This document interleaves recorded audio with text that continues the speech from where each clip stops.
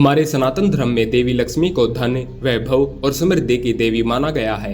उनका आशीर्वाद जिस घर पर हो वहां दरिद्रता, दुख और संकट कभी प्रवेश नहीं कर पाते। परंतु क्या आप जानते हैं कि कुछ ऐसी चीजें भी होती हैं जिनके कारण देवी लक्ष्मी क्रोधित हो जाती हैं और वह घर को सदा के लिए छोड़ देती हैं। शास्त्रों में स्पष्ट उल्लेख मिलता है कि घर का वातावरण और उसमें रखी वस्तुएं ऊर्जा का संचार करती हैं। कुछ वस्तुएं ऐसी होती हैं जो नकारात्मक ऊर्जा को आकर्षित करती हैं और परिणाम स्वरूप देवी लक्ष्मी उस स्थान को त्याग देती हैं। लेकिन अधिकतर लोग इन संकेतों को नजरअंदाज कर देते हैं और जब घर में आर्थिक तंगी, मानसिक तनाव और पारिवारिक विघटन शुरू होते हैं तब समझ आता है कि कुछ बड़ा गलत हुआ है, पर तब तक बहुत देर हो चुकी होती है। कल्पना कीजिए, एक ऐसा घर है, सुंदर सजा हुआ, जिसमें महंगे पर्दे हैं, कीमती फर्नीचर है, लेकिन एक कोने में टूटा हुआ आईना रखा है या एक कबूतर का मरा बच्चा छत पर पड़ा है जिसे कोई नहीं हटा रहा। क्या आप सोच सकते हैं कि ये मामूली सी लगने वाली चीजें आपके भाग्य का दरवाजा बंद कर सकती हैं? शास्त्रों में कहा गया है कि जहाँ गंदगी हो वहाँ लक्ष्मी नहीं ठहरती।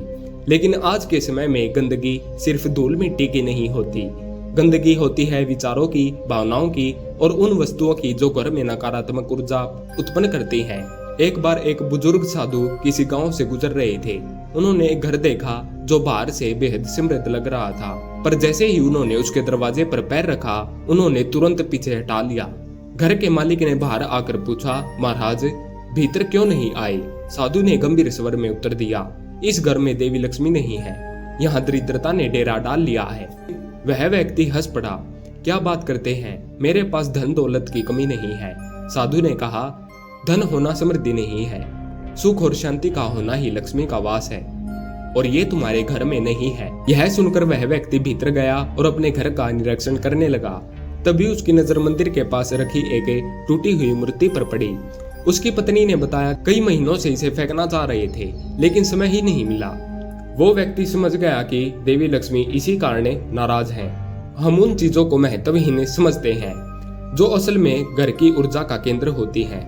कितने ही लोग अपने बेड के नीचे जूते चप्पल रख देते हैं या टूटे हुए बर्तन, पुराने कपड़े, बेकार की चीजें जमा करते रहते हैं। एक घर में जिसमें कपाट भरा हो वहां सकारात्मक ऊर्जा कैसे टिकेगी, वहां देवी लक्ष्मी कैसे रुकेंगी? अब कल्पना कीजिए उस पल की जब कोई पवित्र शक्ति आपके घर में प्रवेश करती है और उसकी दृष्टि सबसे पहले उस फटी हुई झाड़ू पर पड़ती है जो आपने बदलने की कभी जरूरत ही नहीं समझी। उस शक्ति को कैसा लगेगा? क्या वह रुकना पसंद करेगी? देवी लक्ष्मी का घर में आना केवल दीप जलाकर आरती करने से नहीं होता। उनका वास उस स्थान पर होता है जहाँ स्वच्छता, सात्विकता और सम्मान होता है। और जब हम इन चीजों का उल्लंघन करते हैं तब देवी लक्ष्मी धीरे धीरे अपना वास छोड़ देती है। अक्सर लोग कहते हैं पैसा तो बहुत आ रहा है पर टिकता ही नहीं। क्या कभी सोचा है कि शायद यह देवी लक्ष्मी की चेतावनी हो? जब तक आप उन्हें आदर नहीं देंगे, रुष्ट नहीं करेंगे, तब तक वे टिकेंगी कैसे? यह भी देखा गया है कि कुछ लोग अपने घर में मृत जानवरों की खाल, सींग या किसी अस्थियां सजावट के नाम पर रखते हैं। ये चीजें न केवल नकारात्मक ऊर्जा फैलाती हैं बल्कि देवी लक्ष्मी को अत्यंत अप्रिय लगती है।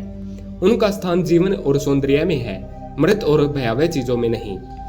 इसी प्रकार घर में लगी भगवान की तस्वीरें अगर धूल से भरी हों या झुकी हुई हों या उनमें दरार हो तो यह संकेत है कि उस घर में धर्म का अपमान हो रहा है। देवी लक्ष्मी ऐसा स्थान अपवित्र मानकर तुरंत छोड़ देती है। क्या आपने कभी महसूस किया है कि कुछ घरों में घुसते ही मन शांत हो जाता है, एक सुकून, और कुछ घरों में घुसते ही भारीपन, तनाव और चिड़चिड़ापन महसूस होता है? यह सब घर में रखी चीजों और वातावरण के कारण होता है। अगर हम चाहते हैं कि देवी लक्ष्मी का आशीर्वाद बना रहे तो हमें यह समझना होगा कि घर सिर्फ ईंट पत्थर से नहीं, ऊर्जा से बनता है। उस ऊर्जा को शुद्ध रखने की जिम्मेदारी हमारी है। कभी कभी छोटे बच्चे रात को डर कर उठते हैं। वे कहते हैं, माँ कोई परछाई थी कमरे में, मुझे कोई देख रहा था। ऐसे में माँ कहती है, कुछ नहीं बेटा, सपना था। क्या आपने कभी सोचा है कि बच्चा जो देख रहा हो वह उस नकारात्मक ऊर्जा का प्रभाव हो जो घर में किसी वस्तु के कारण प्रवेश कर गई है? शास्त्रों में कहा गया है कि जहाँ डर हो वहाँ लक्ष्मी नहीं, जहाँ कलह हो वहाँ लक्ष्मी नहीं, जहाँ गंदगी हो वहाँ लक्ष्मी नहीं। तो अब निर्णय आपके हाथ में है। क्या आप वह व्यक्ति बनना चाहेंगे जो खुद अपनी समृद्धि के रास्ते में बंद कर रहा है, या वह जो सजग होकर देवी लक्ष्मी का स्वागत कर रहा है? अंत में यह याद रखिए, लक्ष्मी जी की कृपा पाने के लिए बड़े तंत्र मंत्र ही नहीं बल्कि सच्चे मन और साफ वातावरण की जरूरत होती है। तो अपने घर की ओर देखिए, कहीं कोई ऐसी चीज तो नहीं जो देवी लक्ष्मी को रुष्ट कर रही हो। धन्यवाद।